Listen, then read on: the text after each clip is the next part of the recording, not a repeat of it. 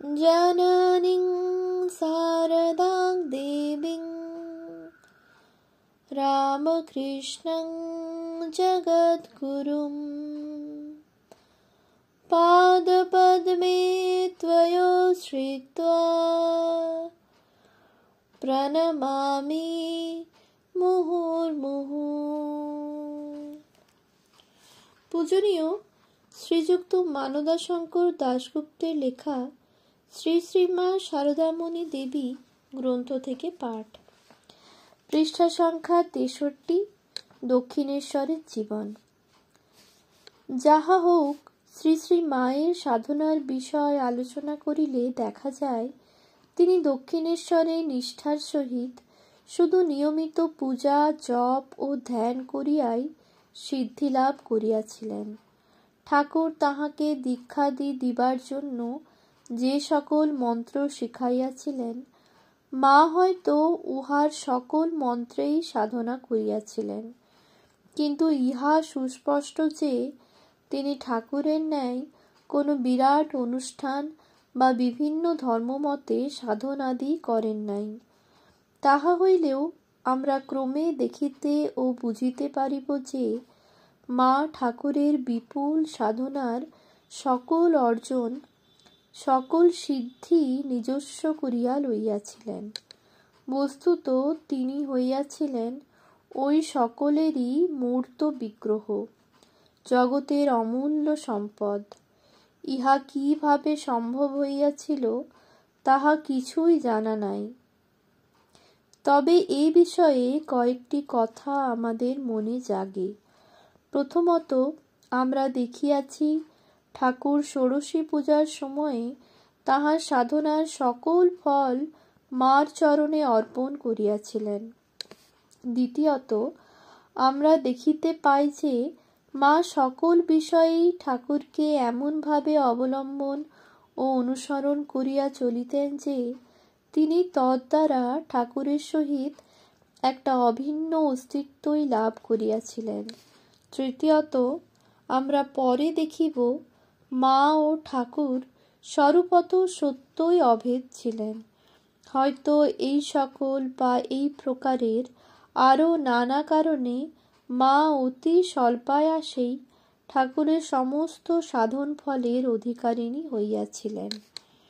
দেখা যায় বাসের অযোগ্য ক্ষুদ্র নহবৎ ঘরে আবদ্ধ থাকিয়া এবং তাহারই মধ্যে অবিশ্রাম কর্ম করিয়াও মা তাহা বা অপর কিছুই তাহার সাধনার কোনো বিঘ্ন ছিল বলিয়া কখনো উল্লেখ করেন নাই। বিঘ্নাদি সম্বন্ধে তিনি এই মাত্র বলিয়াছিলেন, জপ ধ্যান সব যথাসময়ে আলস্য ত্যাগ করে করতে হয়। দক্ষিণেশ্বরে একদিন শরীরটা খারাপ লাগায় একটু দেরিতে উঠেছি আলস্য করে, তখন রাত 3টায় উঠতুম, পরদিন আরও দেরিতে উঠলুম। ক্রমে দেখি আর সকালে উঠতেই ইচ্ছা যাচ্ছে না। তখন মনে হলো, ওরে, এই তো আলস্যে পেয়েছে। তারপর জোর করে উঠতে লাগলুম। তখন সব পূর্বের মতো হতে লাগলো। এসব বিষয়ে রোগ করে অভ্যাস রাখতে হয়। এই রোগ মার কতখানি ছিল তাহা তিনি যে অবস্থার মধ্যে থাকিয়া সাধনা ও সিদ্ধি লাভ করিয়াছিলেন তাহা হইতেই আমরা অনুমান করিতে পারি।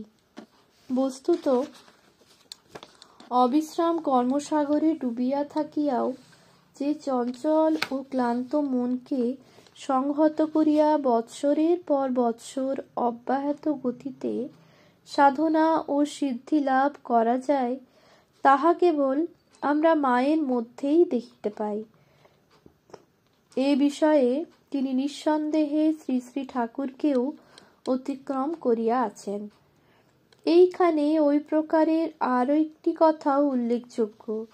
ঠাকুরের সাধনকালে জগন্মাতার নিকট তাহার কামনাহীন অন্তরের মুখ্য প্রার্থনা ছিল, মা, আমাকে শুদ্ধা ভক্তি দাও, শুদ্ধ জ্ঞান দাও। কিন্তু শ্রী শ্রী মা তাহা চাহেন নাই। তিনি যাহা চাহিয়াছেন, যাহার জন্য কাঁদিয়াছেন, তাহা আরও সূক্ষ্ম, আরও নির্বিষয়। তাহা সকল সাধকেরই কাম্য হইলেও তাহা কেহ বড় জীবনের মুখ্য কামনা করে না। মা বলিয়াছেন, জোছনা রাতে চাঁদের পানে তাকিয়ে জোড়হাত করে বলেছি, তোমার ওই জোছনার মতো আমার অন্তর নির্মল করে দাও। রাতে যখন চাঁদ উঠত, গঙ্গার স্থির জলে তার প্রতিবিম্ব দেখে ভগবানের কাছে কেঁদে কেঁদে প্রার্থনা করতুম, চাঁদেও কলঙ্ক আছে, আমার মনে যেন কোনো দাগ না থাকে। বস্তুত তাহার মধ্যে কোনো দাগই ছিল না। বস্তুত তাহার মধ্যে কখনো কোনো দাগই ছিল না। প্রার্থিত পবিত্রতাই ছিল তাহার স্বরূপ। সাধনার ফলে দক্ষিণেশ্বরে ক্ষুদ্র রুদ্ধ নহবৎ ঘর আলো করিয়া তাহার যে অপার্থিব রূপ ফুটিয়া উঠিয়াছিল, ঠাকুর তাহা লুকাইয়া রাখিতেন ভবিষ্যতের জন্য। তিনি কাউকে জানতে দেননি, কত সাবধানে রেখেছিলেন।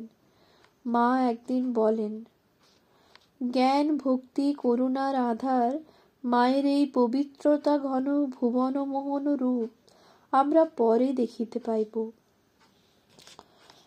দক্ষিণেশ্বরের জীবন স্ত্রী ভক্ত সঙ্গে। দক্ষিণেশ্বর অবস্থানকালে মা কোনো পুরুষ ভক্তের সম্মুখে বাহির হইতেন না। যদি কচ্চিৎ কখনো দৈবাৎ তাহাদের সম্মুখে পড়িয়াছেন, তিনি নিজেকে যারপরনাই বিপন্ন বোধ করিতেন।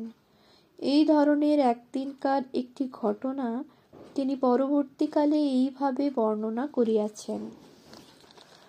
দক্ষিণেশ্বরে থাকতে একদিন আমি রঙ্গন ফুল আর জুঁই ফুল দিয়ে 7 লহর গড়ে মালা গেঁথেছি।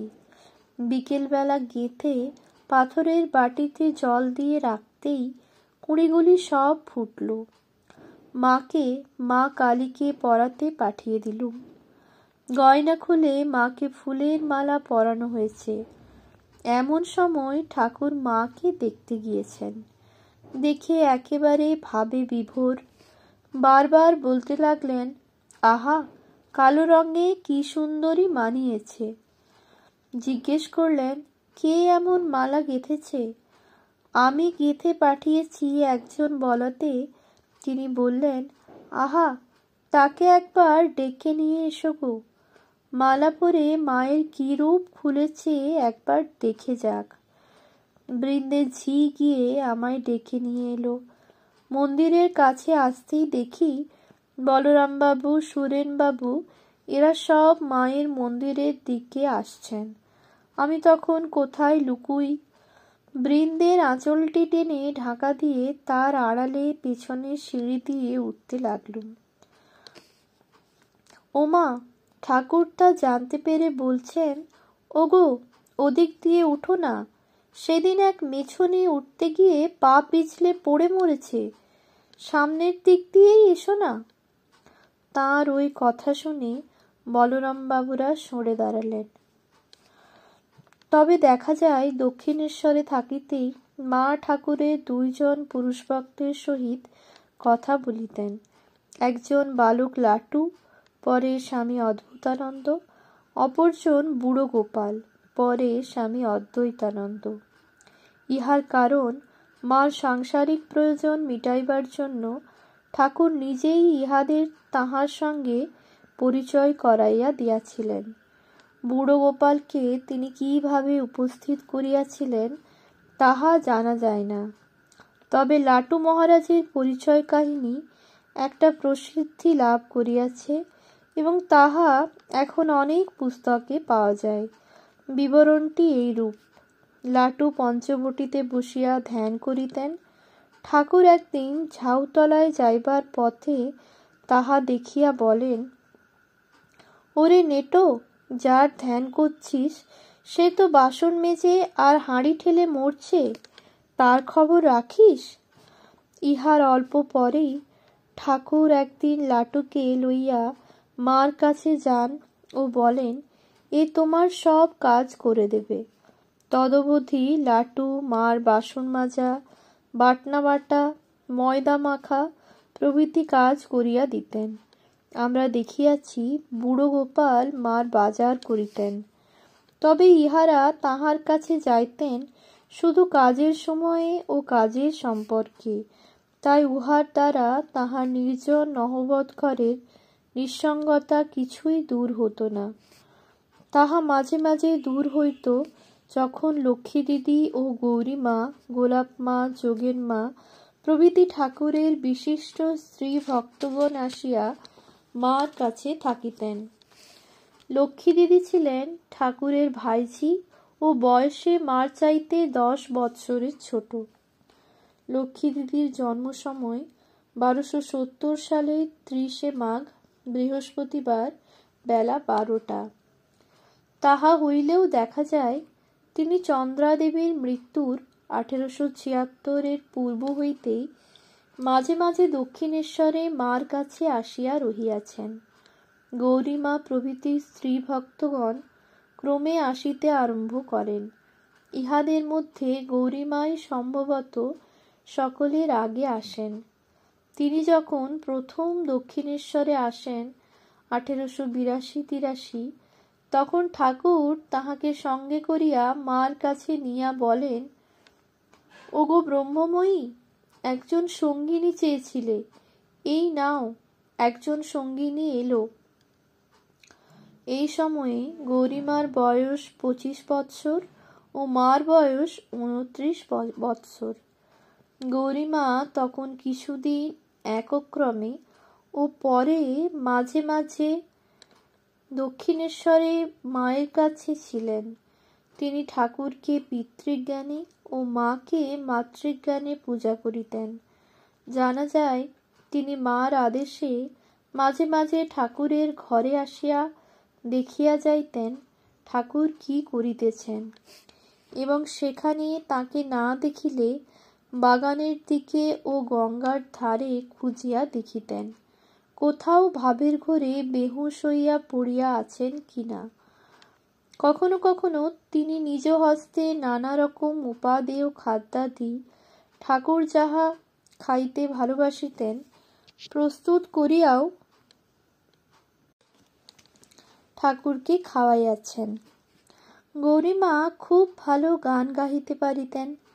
নহবতে বসিয়া তিনি মা ও ঠাকুরকে অনেক গান শুনাইয়াছেন, এবং তাহার গান শুনিতে শুনিতে ঠাকুর অনেকদিন সমাধিস্থ হইয়া